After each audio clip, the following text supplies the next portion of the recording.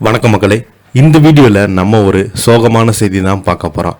இனிமே தான் இறங்கி ஆட போகிறேன். தீபிகா படுகோன் எடுத்த விபரீத முடிவு. காரணம் என்னம் தெரியுமா? இணையதளத்தில் வைரலாகும் செய்தி. அதிர்ச்சியில் ரசிகர்கள். வாங்க என்ன தகவல் என்ன செய்தின்னு இந்த வீடியோவில் விரிவாக பார்க்கலாம். அதுக்கு முன்னாடி முதன்முறையாக நம்ம சேனலை ஃபஸ்ட் டைம் பார்க்குறீங்கன்னா சப்ஸ்கிரைப் பண்ணாதவங்களா சப்ஸ்கிரைப் பண்ணிக்கோங்க. பெல் பட்டன் சிம்பல் அமைக்கி நம்ம சேனலோட நோட்டிஃபிகேஷனை எனபிள் பண்ணிக்கோங்க. நாங்கள் போடுற வீடியோ எல்லாமே உங்களுக்கு உடனுக்குடனே வந்து சேரும். வாங்க என்ன தகவல்னு பார்க்கலாம். பாலிவுட் நட்சத்திரமான தீபிகா படுகோன் பெயர் சமீப காலமாக செய்திகளில் இடம் பிடித்து வருது. நாகா அஸ்வின் இயக்கும் பிரபாஸ் நடிக்கும் கல்கி படத்தில் 2ஆம் பாகத்தில் சந்தீப் ரெட்டி வாங்க இயக்கத்தில் உருவாகியிருக்கும் ஸ்பிரிட் படத்தில் அவங்க வில்லியாகவும் வில்கள் பெரும் விவாதங்களாக கிளப்பினது. குறிப்பாக பாலிவுட் நடிகர் மற்றும் பாலிவுட் இயக்குனர் படங்களை நடிப்பதை அவங்க விரும்பினாங்க. தென்னிந்திய சினிமாவில் நடிப்பதை அவங்க விரும்பவில்லை என்றும் எல்லாருமே சில கருத்துக்கள் தெரிவித்து வந்திருந்தாங்க. இந்த நிலையில் பார்த்தீங்கன்னா இவங்களை பற்றி இப்போது வெளியிட்டுள்ள 25 ஆண்டுகள் இந்திய சினிமா குறித்து சிறப்பு அறிக்கையில் அவங்க முன்னிலை வைத்து வந்து கருத்துக்களை பகிர்ந்திருக்கிறாங்க. அறிக்கையில் தீபிகா படுகோன் எப்படி முதலிடம் பிடித்தாங்க என்ற கேள்வி பலருக்கும் இருந்தது.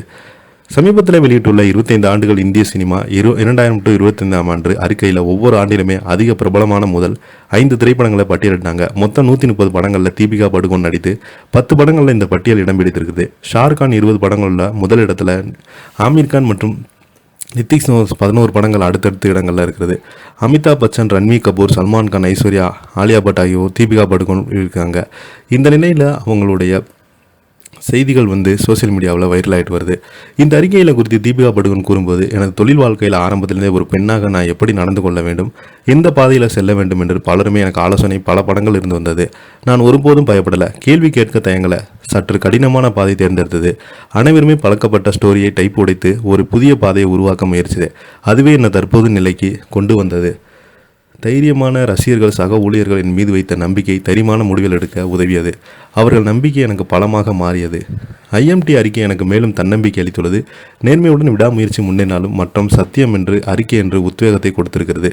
சமீபத்தில் தீபிகா படுகோன் கல்கி 2ஆம் பாகத்திலிருந்து ஸ்கிரிப்டிலிருந்து விலகியது குறித்தும் திரையுலகில் பெரும் பரபரப்பு இறங்கியுள்ளது.